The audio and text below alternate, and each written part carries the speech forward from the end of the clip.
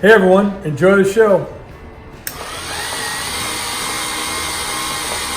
Mantiques Network, how you doing today? A great offering here. If you're fans of Julian Ritter, who does great nude photos, these are a couple photos that have been laid on to canvas prints to make them just look like paintings. It's the same woman, if you will, back and front, but it's really great illustration. Matching set here. So if you were into the work of Julian Ritter or into nudes in general, this would look great in your collection. These are antiques. These are mantiques. Antique, mantique. These guys sell mantiques. This is their store.